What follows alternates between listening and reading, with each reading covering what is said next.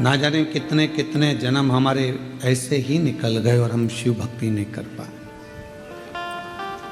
और आज भी कई लोग ऐसे हैं जो भटक रहे हैं। वो कहते हैं कि हम शिव का प्रसाद नहीं लेते, कोई कहता है हम वेंकटेश भगवान को मानते हैं, कोई कहता है हम दत्त को मानते हैं, कोई कहता है हम पांडुरंगा को मानते हैं, कोई कहता है हम श्री जी बाबा को मानते हैं, कोई कहता है हम गोवर्धन नाथ को, कोई कहे हम इनको, कोई कहे हम उनको, कोई कहे हम भवानी को। हम शिव की आराधना नहीं करते। इस केदार खंड के अंदर हो सकेगा तो आज हम उसका चैनल के माध्यम से उसको हमारा यूट्यूब चैनल पे हम उसको बताएंगे भी। स्कंद पुराण के कल्याण के 27वें नंबर पृष्ठ पर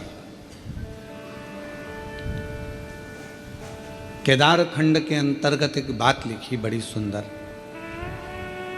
कि भगवान शंकर भगवान का शिवलिंग, भगवान विष्णु और भगवान 33 कोटि देवता, ये सब अलग कोई भी नहीं है, कोई अलग नहीं।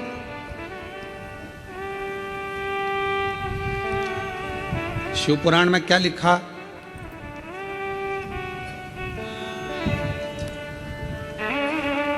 भगवान शंकर की शिव पुराण में लिखा है कि ये जो भाग है जहाँ शिवलिंग रखा है, ये जलाधारी, ये जो भाग है ये पार्वती जी का हस्त कमल, ये शिव पुराण, ठीक है। पर स्कंद पुराण का केदार खंड क्या कह रहा है कि ये जो जलाधारी है ये भगवान विष्णु का हस्त कमल है और ये जो शिवलिंग है ये भगवान शंकर का प्रतिबिंब स्वरूप शंभु स्वयं विराज। अब दोनों देखिएगा जरा। जो दुनिया के लोग कहते हैं कि हम नारायण वाले, हम शिव को नहीं मानते, कोई कहता है हम शंकर का भजन नहीं करते, उनको एक बार स्कंद पुराण पढ़ना चाहिए।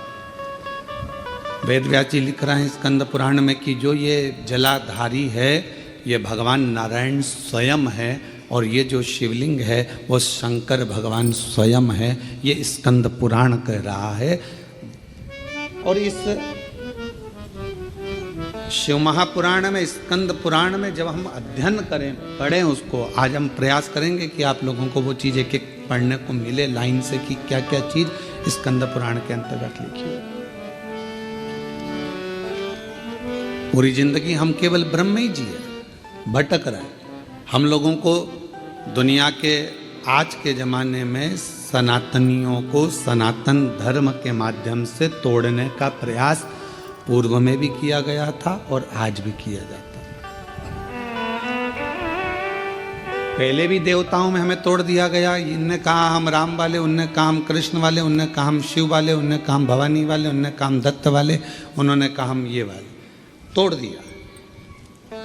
इतने पंथ बन गए, इतने पंथ बन गए कि अब लोग सोचते हैं कि तुम कौन वाले। इतने पंथ, तब तक सनातन धर्म पंथों में बटेगा। फिर कोई आएगा, फिर वो नया पंथ बना जाएगा, फिर कोई आएगा, फिर वो नया पंथ बना जाएगा और धीरे धीरे धीरे धीरे हम बढ़ते चले जाएंगे। और बढ़ते गए तो वो कहते हैं ना, उत्तर प्रदेश के माननीय मुख्यमंत्री जी योगी जी ने अपनी वाणी में कहा है, बटोगे तो कटोगे। उन्होंने अपनी भाषा में वही शब्द कहा कि हम अगर बट रहे हैं, हम अगर विभाजित हो रहे हैं, हम बट रहे हैं तो फिर हमको तकलीफ हो। हम बटे ना। और यदि हम बट रहे हैं तो हमारा जीवन हम व्यर्थ गवा रहे हैं। यदि हम बट रहे हैं तो, यदि हम बट रहे हैं,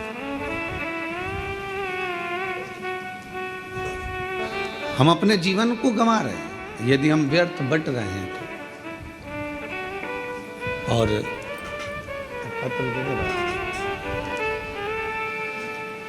अगर हम बट रहे हैं तो हमारे अपने जीवन को हम गंवा रहे हैं। हम पंथों में ना बटें।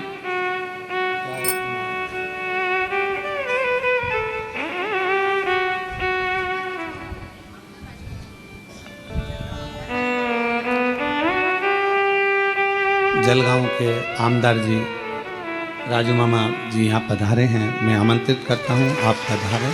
व्यवस्थित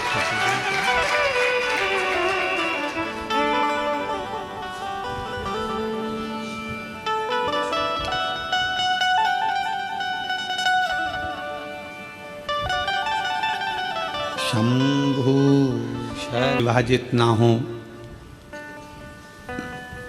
जातियों में विभाजित ना हो। वेद व्यास जी ने जितनी जितनी पुराणों की रचना करी, उतनी सारी पुराणों में एक ही बात कही कि आप एकजुट रहे, एकजुट रहे।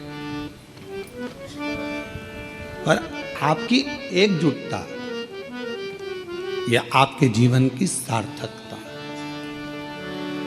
पर हमारे अंदर भ्रम उत्पन्न कर दिया। हमारे घर के लोगों ने कह दिया कि शिव जी पे चढ़ा जल नहीं पियो, कोई ने कह दिया कि शंकर जी पे चढ़ी बेलपत्र मत खाओ, कोई ने कहा कि गर्भस्थ हो गए तो शिव मंदिर मत जाओ, कोई ने कह दिया कि शिवालय मत जाओ, कोई ने कह दिया हम शिव का प्रसाद नहीं लेते।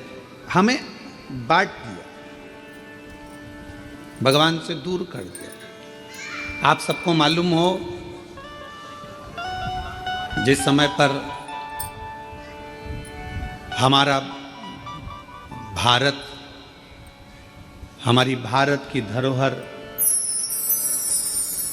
हमारे सनातनी, हमारे क्रांतिकारी इस भारत की भूमि के जब सब एकजुट हो गए थे, तो विधर्मियों को ये लगने लगा था कि ये भारत अब टूटने वाला नहीं,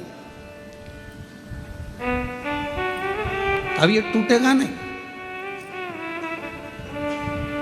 तब विधर्मियों ने भारत को तोड़ने के लिए भ्रम उत्पन्न करा कि शंकर के मंदिर नहीं जाना चाहिए, शिव जी पे जल नहीं चढ़ाना चाहिए, शिव जी का। तब लोगों ने भ्रम उत्पन्न करा सनातनियों को दूर करने का, सनातनियों को दूर ले जाना। पर शिव महापुराण की कथा ने ये सब मिटा दिया। शिव महापुराण की कथा ने केवल एक काम करा कि आप अपने घर के नज़दीक में जो शिवालय है, शंकर के मंदिर हैं, वहाँ जाओ, एक लोटा जल चढ़ाओ और अपने दुख को दूर भगाओ। अपना परिश्रम, अपनी मेहनत, अपना संघर्ष आप अपनी मेहनत स्वयं करिए, परिश्रम स्वयं करिए। शिव महापुराण की कथा ने कभी यह नहीं कहा कि आप अपने परिश्रम से दूर हो जाओ या अपनी तकलीफों को आपको नहीं झेलना है। आपको झेलना पड़ेगा, आपको परिश्रम करना पड़ेगा, मेहनत करना पड़ेगा, और आपकी मेहनत ही एक दिन आपको रंग लाएगी और उन्नति की सीढ़ी तक लेकर जाएगी। आज हम परिश्रम से वंचित हैं। जब हमारा बचपन रहता है तो हमको जो प्यार मिलता है, प्रेम मिलता है, वो फ्री में मिलता है। बोलो सही है कि गलत है? अरे जम के तो बोलो सही है। बचपन में प्यार खरीदना पड़ता है क्या? प्रेम खरीदना पड़ता है?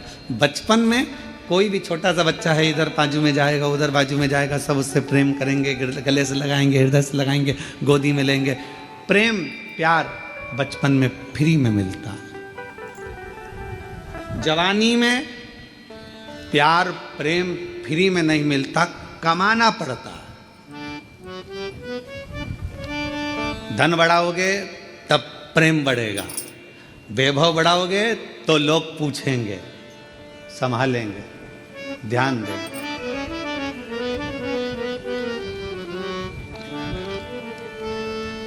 कमाना पड़ता है।